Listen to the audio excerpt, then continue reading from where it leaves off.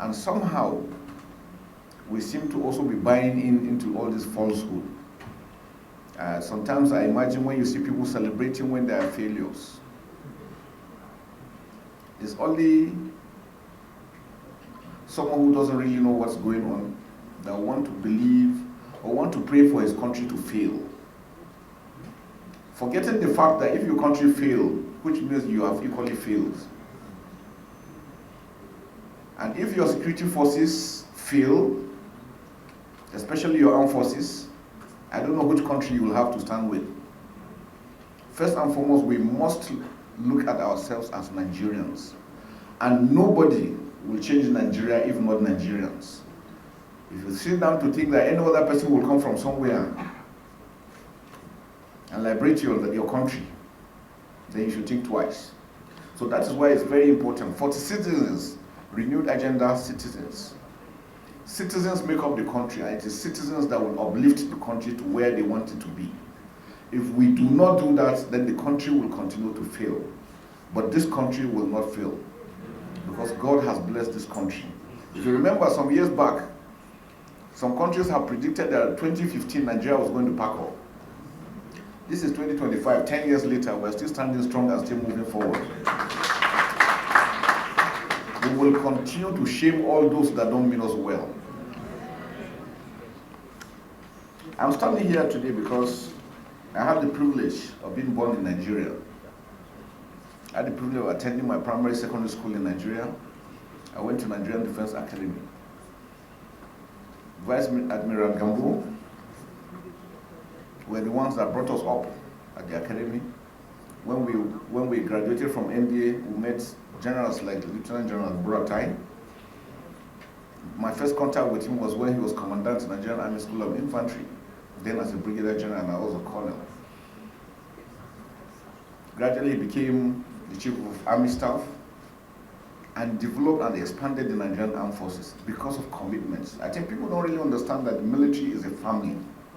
And our family transcends just friendship. It goes down to family line. And we find that mostly we know our families, we know our children, we know our parents. That is how we grew up. And so mentorship in the military is unique because it's continuous. Everyone of the retired personnel that here has played major roles in our lives, me particularly. Just support your government, because without your support, it's not possible. National security, citizenship, everybody has a role to play. It is when we come together to uphold this that this country will thrive, not allowing the enemy to break into gaps between us. Boko Haram started because we protected them. They started as a small group, and if it had been nipped in the bud, we probably wouldn't have gotten to where we are today. The Lakrawas came in, we brought them in, and we said they are our friends and their families until they started attacking us. The message here is, when you grow a monster, he grows beyond you and wants to take more from you. So we must learn to say no to monsters. Any evil one that means by planning any evil against this country must never, ever be supported, because it is the silence of the majority that gives them that opportunity to grow to who they become. The people must be part of the solution.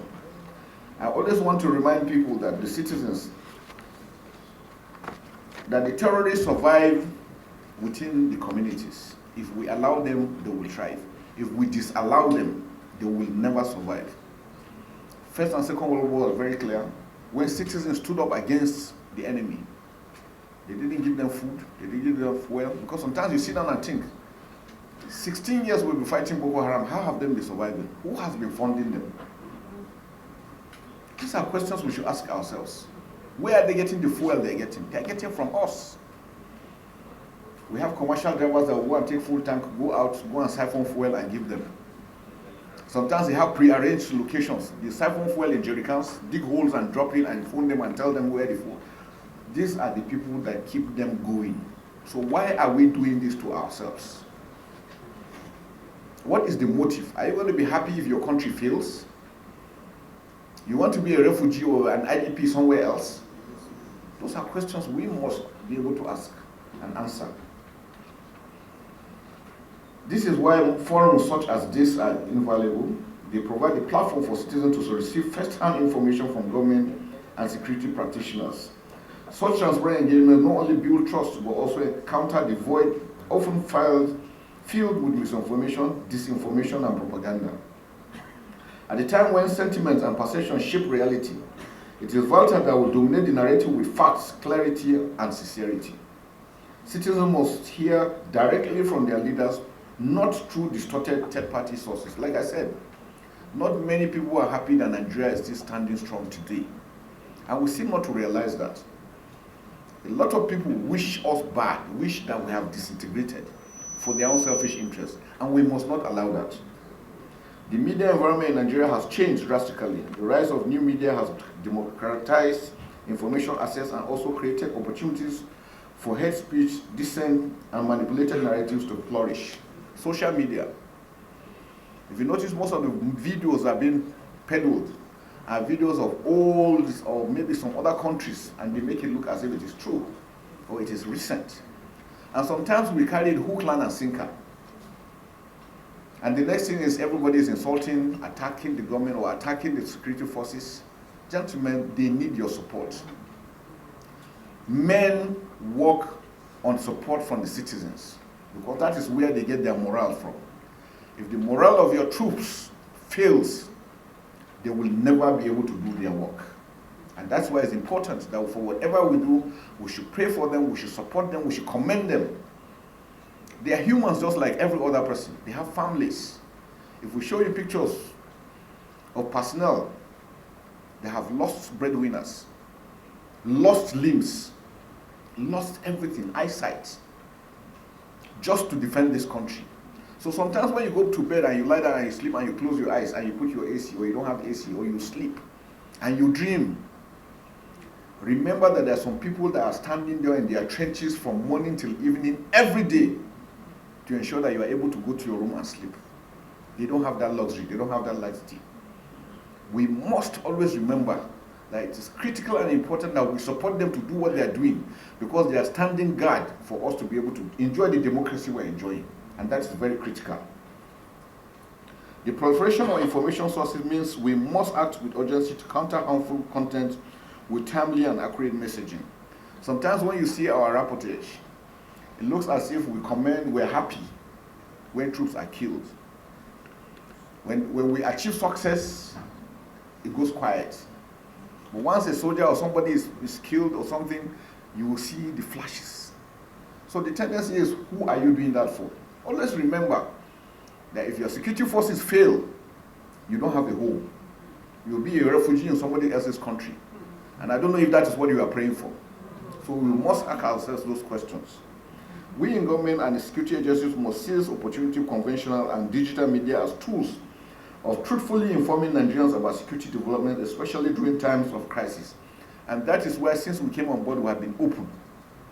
We have never shied away when we make mistakes. We allude to it and we make a redress. We take action and try to prevent in future, because we are human beings. The good, the bad, and ugly exist everywhere. And remember, we recruit for the society. So we're not recruiting angels. We are recruiting Nigerians. So they will come with the baggage. But the system has a way of identifying them and prosecuting them so that they don't give us bad names. And that's why it's important. Nigerians are security, especially during times of crisis, of course. Such communication must be weighed against what is permissible under national security. But it is possible and necessary to strike a balance. Sometimes when you get information and you divulge so early, you might be aiding the enemy unknowingly, thinking that you are looking for front page news so that your editor will give you probably extra bonus, but you are selling your country. So you must always sit down and discern. This information, is it true? Is it timely? Is it when to be released? But have you also clarified about it? Indeed, Nigerians have many questions, some tough, some emotional, some simply seeking clarity.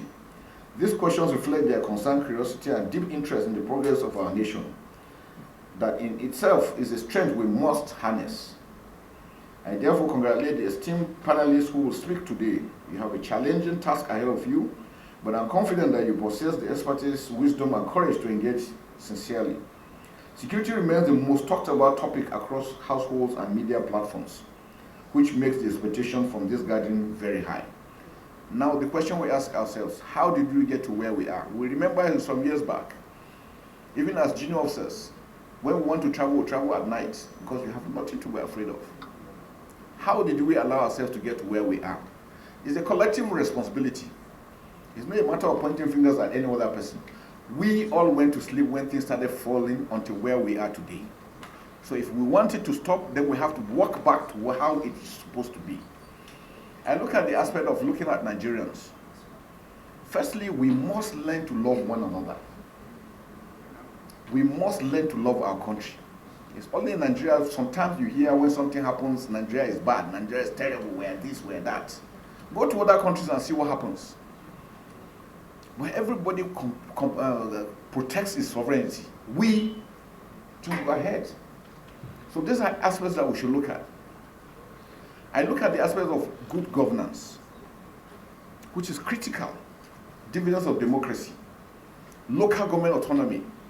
These are aspects that will help in securing our country. Because if you have a state with 20 local governments, and you have 20 local government chairmen working, insecurity is localized. They will individually be able to deal with the security situation within their local government before it comes to the collective as a state. These are aspects that we have to look at. Do we have a comprehensive database as Nigerians? We need a census that will capture every Nigerian in the world, not only in Nigeria. If you go abroad and you do the crime, you will easily be caught. Why? There's a database to fall back on. If they get your picture or your fingerprint on your signature or anything about you, you could be traced. That makes it a lot easier. Do we have that now? Border management is very critical. I've had countries, because of the level of insecurity they had to fence their borders. I know sometimes when you mention, people say, no, it's impossible. Pakistan fenced 1,350 kilometer border with Afghanistan. That was the only time they had peace.